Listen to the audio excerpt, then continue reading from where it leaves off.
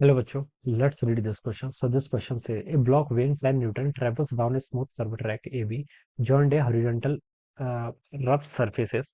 The rough surface has a friction coefficient of 0.2 with the block. If the block starts slipping on the track from 1 meter above the horizontal surface, then the distance it will move on the rough surfaces. Rough surfaces में देखिए बच्चों कितने distance से move करेगी आपको बताना है. Alright, तो चलिए बच्चों इस क्वेश्चन का की कॉन्सेप्ट आप क्या लिख सकते हैं. The key concept of this question, देखिए क्वेश्चन में ना हमें क्वेश्चन पढ़ के समझ में आ जाना चाहिए हमें ये क्वेश्चन को कैसे सॉल्व करना है. क्वेश्चन ने बोल रखा है कि ब्लॉक वेन 10 न्यूटन, ठीक है, ये आपका ट्रेवल कर रहा है, ठीक है. इसको हम देखिए इनिशियली आपका रेस्ट पर है, यहाँ से स्टार्ट करेंगे, ठीक है. तो इनिशियल वेलोसिटी इसके जीरो, फिर फाइनली नीचे जाएगा बी तक, जाएगा बी तक. देखिए जो बी पॉइंट आपको क्वेश्चन में मेंशन कर रखा है, ये तो आपका स्मूथ कर्व सरफेस है. उसके बाद रफ सरफेस आएगा. रफ सरफेस आएगा तो मतलब फ्रिक्शन का फोर्स लेगा, तो फ्रिक्शन का फोर्स भी कुछ वर्क डन करेगा, ठीक है.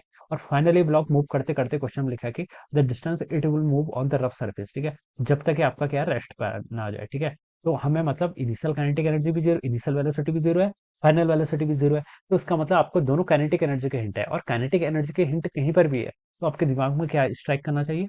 Work energy theorem. क्या? Work energy theorem. तो इस क्वेश्चन का की कॉन्सेप्ट आप क्या लिख सकते हैं बच्चों? Work energy theorem will be the key concept of this question. और वर्क एनर्जी थ्योरम क्या बताती है? वर्क एनर्जी थ्योरम बस ये बताती है कि work done by all the forces, जितने भी फोर्सेस हैं उन सबका जो वर्क डन होता है वो आपके चेंज इन काइनेटिक एनर्जी के इक्वल होता है.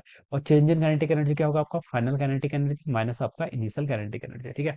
फाइनल क्या है? देखिए फाइनली भी रेस्ट आ रहा है, इनिशियल भी रेस्ट पे था, ठीक है. तो टोटल चेंज फाइनल भी जीरो, इनिशियल भी जीरो, तो चेंज भी इसका जीरो के इक्वल हो जाएगा. तो इसका मतलब जितने भी फोर्सेस है उन सबका वर्क डन किसके इक्वल? आपका जीरो के इक्वल है, ठीक है. अब कौन कौन से फोर्सेस है पहले तो ये देखना है. एक तो देखिए आपका ये इस तरीके से मूव कर रहा है, ठीक है. पहले आपको यहाँ पर देखिए इस तरीके से क्या, एक यहाँ पर एक आपका स्मूथ कर्व है, उसके बाद आपका ये यहाँ तक तो आपकी सरफेस पूरी स्मूथ है, ठीक है.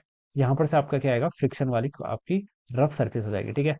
रफ रफ सरफेस जिसका कोफिशिएंट ऑफ फ्रिक्शन भी आपको क्वेश्चन में 0.2 के इक्वल गिवन कर रखा है, ठीक है. तो देखिए बच्चों यहाँ पर दो वर्क होंगे. एक तो देखिए ग्रेविटी के अगेंस्ट वर्क हम जा रहे हैं, ठीक है, जहाँ से नीचे की तरफ हम मूव कर रहे हैं, ठीक है. तो आपका ग्रेविटी के अगेंस्ट वर्क डन कर रहे हैं, ठीक है. तो एक तो आपका ग्रेविटी का फोर्स वर्क डन करेगा, दूसरा आपका फ्रिक्शन, यहाँ पर आपका क्या करेगा? फ्रिक्शन वर्क डन करेगा.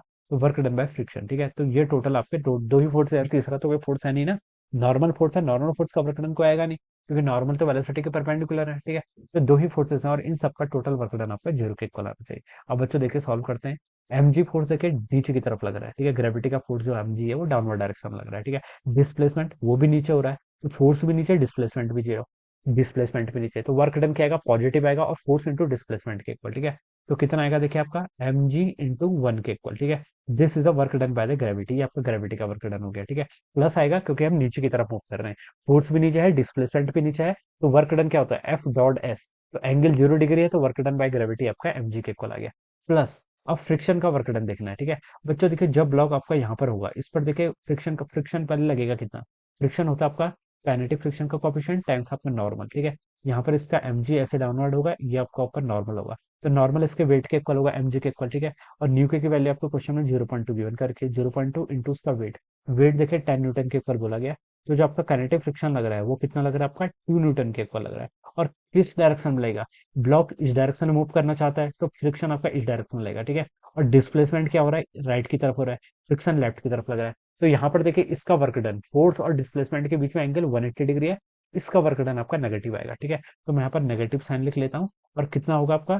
2 न्यूटन इंटू इसका 2 न्यूटन का तो फोर्स लग रहा है, इंटू कुछ डिस्प्लेसमेंट होगा जिसको मैंने एस लिख लिया. मान लीजिए ये आपका एस मूव करता है, ठीक है. यहाँ पर आके कहीं पर आपका रेस्ट आ गया, उसका डिस्प्लेसमेंट एस के इक्वल, तो ये जीरो के इक्वल हो जाएगा टोटल, ठीक है. अब बस लिख लीजिए.